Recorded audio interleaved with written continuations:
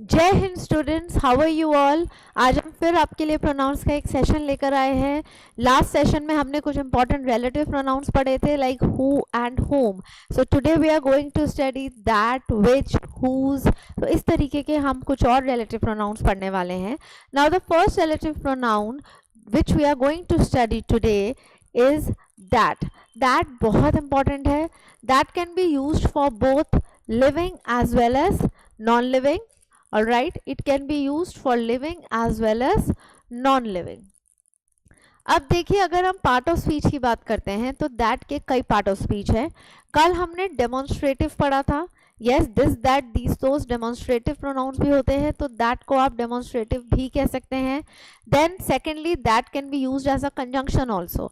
अगर वो indirect speech में यूज हो रहा है और वो रिपोर्टेड स्पीच को और जो स्पीच इन्वर्टेड कॉमर्स में है उनको जोड़ने के लिए यूज़ कर रहे हैं, तो आप दैट को वहाँ पर एक कंजंक्शन की तरह भी यूज़ कर सकते हो। बट यहाँ पर हम दैट को as a relative pronoun study करेंगे। Now see, the first point is after superlative degree of adjective we always use that. अगर कोई भी आपको एडजेक्टिव दिया गया है और वो सुपरलेटिव डिग्री में है एंड लेट्स से आपको कोई प्रोनाउन यूज करना है, तो हमारा आंसर हु, हुम, विच या कोई और रिलेटिव प्रोनाउन नहीं होगा। हमारा आंसर हमेशा होगा that. Like he is the most intelligent man that I have ever met. अब आप देखिए, मोस्ट इंटेलिजेंट क्या है? Superlative degree of adjective. तो हमारा आंसर यहाँ हुम नहीं है, दैट है। सेकेंड क्वेश्चन आप सॉल्व करिए।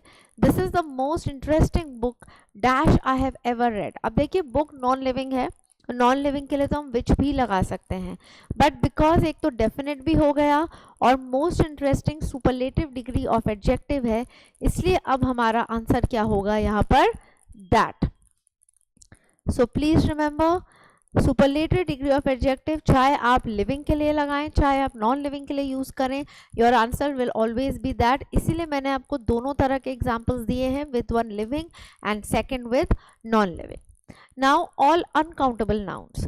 अब देखिए, अनकाउंटेबल नाउन्स के साथ हम हमेशा दैट लगाते हैं। All the money that I had has been spent, मैंने विच यूज नहीं करा है। नॉन लिविंग के लिए हम हु और होम तो वैसे भी नहीं लगाते हैं, विच यूज कर सकते हैं, बट क्योंकि ये एक अनकाउंटेबल नाउन है इसलिए हमारा आंसर यहाँ पर है that. You have wasted all the time that you had. अब देखिए, टाइम भी अनकाउंटेबल है, मनी भी अनकाउंटेबल है, इसलिए आंसर हमारा यहाँ विच नहीं है, दैट है। तो इस तरीके के questions normally fill in the blanks में आ जाते हैं या कंप्लीट द सेंटेंस में भी आ सकते हैं, जहाँ पर एक ऑप्शन आपको दैट से दे देंगे और एक ऑप्शन आपको विच से दे सकते हैं, राइट। सो रिमेंबर, जब भी आपको अनकाउंटेबल नाउन्स दिए जाए उसके बाद हम हमेशा दैट यूज करते हैं। सेकंड पॉइंट, जब भी सुपरलेटिव डिग्री ऑफ एडजेक्टिव है उसके बाद हम हमेशा दैट यूज करते हैं। Now the next one, all that and all who. देखिए, ऑल मतलब सब। अब ऑल के बाद दैट भी आता है और ऑल के बाद हु भी आता है, so let us study the difference. All that लगता है नॉन लिविंग के लिए, ऑल हु लगता है लिविंग के लिए। अब पहला पॉइंट देखिए, all that glitters is not gold. It's a very commonly used phrase, plus it's important also. It has come couple of times in exams also. कई बार एरर में आ चुका है, फिल इन द ब्लैंक्स में आ चुका है। तो यहाँ पर नॉन लिविंग थिंग्स को रेफर करा जा रहा है, इसलिए आपका आंसर हो गया that. All who are interested give your names. अब देखिए, यहाँ स्टूडेंट्स को या किसी ग्रुप ऑफ पीपल को बोला जा रहा है कि जो लोग इंटरेस्टेड हैं किसी भी चीज़ में पार्टिसिपेट करने के लिए अपना नाम दे सकते हैं, तो इसलिए क्या लग गया? Who. Like I can say all the students who are interested in participating in the debate competition please give your names. तो स्टूडेंट्स लिविंग है तो मैंने हु लगाया है, और अगर मैं नॉन लिविंग की बात करती हूँ, for example, all that has been taught please revise. अब देखिए, जो भी पढ़ाया गया है रिवाइज करिए। यहाँ पर दैट क्या है? यहाँ पर दैट रेफर कर रहा है उन चीज़ों को जो पढ़ाया गया है, राइट। सो नॉन लिविंग है, जो भी आपको पढ़ाया गया है material, study material, so it is non living, इसलिए यहाँ पर हमने दैट लगाया है। तो अगर ऑल के बाद लिविंग है यू यूज हु, और अगर ऑल के बाद नॉन लिविंग है तो हमारा आंसर हो जाता है दैट। अब देखिए ये क्वेश्चन है, ये पास्ट ईयर्स का है। Bread and butter is all I want, ये एनडीए पास्ट ईयर में आया था। Take a minute, tell me the error please. या आई एम श्योर आपको इन अ गो पढ़ने में सही लग रहा होगा, but there is an error in this question. Now please tell me what is the error. You can write your answer in the comment section so I can see how many of you are actually getting to the getting to know the correct answer. Yes, bread and butter यहाँ refer करता है basic amenities, basic things which you require to live. all यहाँ पे non living को के लिए use हुआ है, तो हमारा आंसर होगा दैट। का एरर सी पार्ट में है। सी पार्ट में correction is all that I want. It should B bread and butter is all that I want. I repeat, bread and butter is all that I want. तो all के बाद आप यहाँ that लगाएंगे, क्योंकि bread and butter non living को refer कर रहा है। So this is the error in this question. It's a little tricky question because normally पढ़ने में ये सही लग रहा होगा, बट यहाँ पे ऑल दैट का एरर है। Okay, so remember, I repeat, superlative degree of adjective है, whether for living or non-living, your answer will be that. All right, then second point we had done, अगर all living के लिए refer कर रहा है who लगाइए, all non living के लिए रेफर कर रहा है तो आप that लगाएंगे।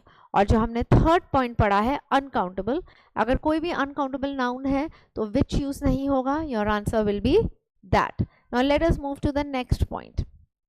The same, the only, इसमें भी चाहे लिविंग है या नॉन लिविंग है, ओके, वेदर इट्स लिविंग और whether it's non living, your answer will be that. Now see, this is the only book that I have.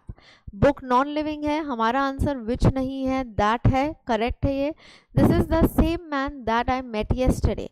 अब man के बाद देखिए दैट लग गया, जबकि मैन तो लिविंग है, तो हु या हुम में से आपका कुछ आंसर होना चाहिए था, like this is the same man whom I met yesterday होना चाहिए था।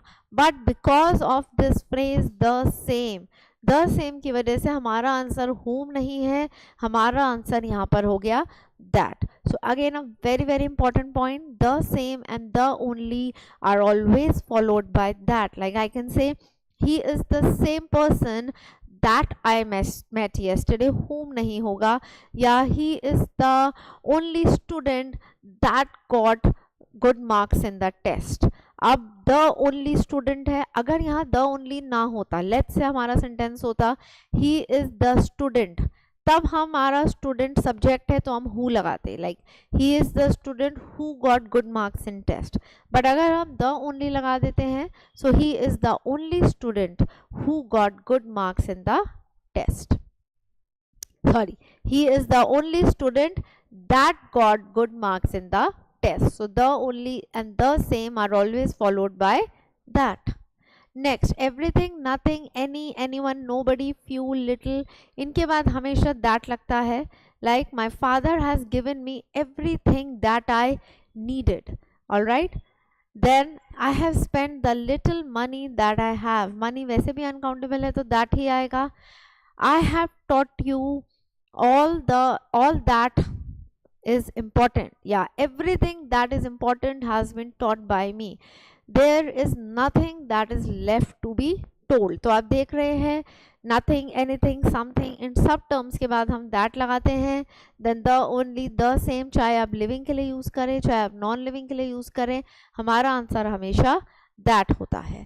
So these are some again very important points, and please I'm telling you students, जैसे who और whom बहुत important है, that भी similarly बहुत important है. आप मान के चलिए इसके भी at least 1 to 2 questions are expected, और ये close test में भी आ सकता है, that close test में भी आ जाता है. fill-ups, complete the sentence, errors में तो आ ही सकता है, right? So very very important, who, whom और that, इन 3 relative pronouns के concepts and usage आपको एकदम clear होने चाहिए. Now let us move to the next one. The next is which.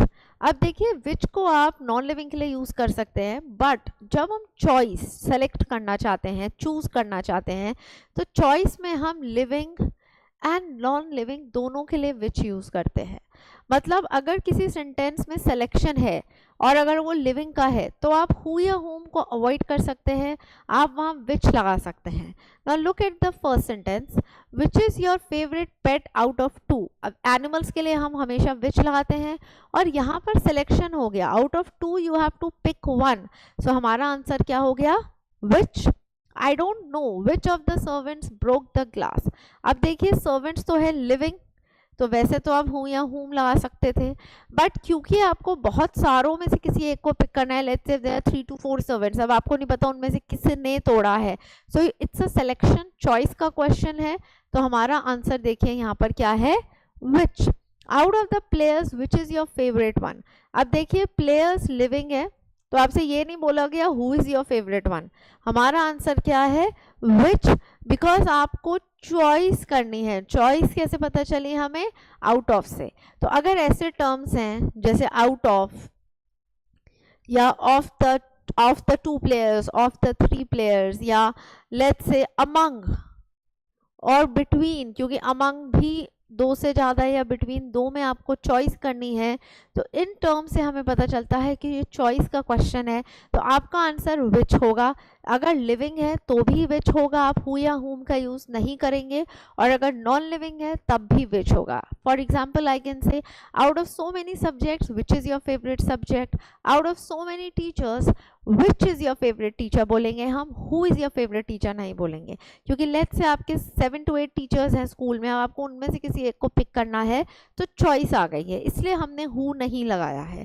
So wherever there is a choice, आपका answer हमेशा which होगा, whether it is for living or for non living. Alright, this is also an important point. Now next, whose पढ़ते हैं। Whose होता है belonging दिखाता है, relationship, like किसका किसकी, ये चीज किसकी है, ये पर्सन किसका फ्रेंड है। Whose book is this, interrogative की तरह यूज हुआ है, ये बुक किसकी है। He is the boy whose friend is my relative, ये वो बॉय है जिसका फ्रेंड मेरा रिलेटिव है। तो हुज क्या दिखा रहा है, बेसिकली रिलेशन। सो हुज का मतलब होता है किसका या किसकी, I can say whose pen is missing. और अगर आप इसको रिलेटिव प्रोनाउन की तरह यूज करना चाहते हैं तो आप कह सकते हैं he is my friend whose father is a doctor, ये मेरा दोस्त है जिसके फादर डॉक्टर है, तो फ्रेंड और फादर में एक रिलेशनशिप दिखा दिया। तो हुज भी इंपॉर्टेंट है, it can also come in exam. See I am discussing the important ones with you with examples, so please keep your focus on them. अगर आप ये रिलेटिव प्रोनाउंस को according to the usage and concept study करके जाएंगे exam में, so you can never go wrong. Alright, now one, ones, oneself. One एक indefinite pronoun होता है, पार्ट ऑफ स्पीच में पूछा जा सकता है। Alright, one is a pronoun, indefinitely refer करा जा रहा है, so it is indefinite pronoun. One's उसका पोसेसिव एडजेक्टिव फॉर्म होता है और वन सेल्फ उसका रिफ्लेक्सिव फॉर्म होता है, तो ये मैंने आपको बता दिया है। अब अच्छा, वन के साथ आप प्रोनाउन हिज या हर नहीं लगा सकते। मान लीजिए आपको सेंटेंस आ गया, one must do, this is A part, his work regularly, this is C part.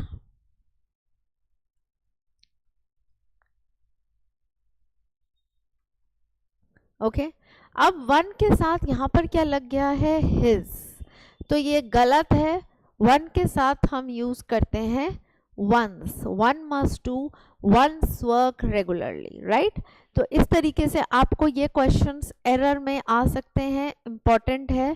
और एक चीज़ और ध्यान रखिए, once ONE अपॉस्ट्रोफी एस होगा, ONE एस नहीं होगा, इसका भी एरर आ सकता है। हो सकता है आपको ONE एस दे दें तो वो गलत होगा, it is wrong. Alright, it should be ONE apostrophe s. अब आप देखिए, I given you 2 examples also.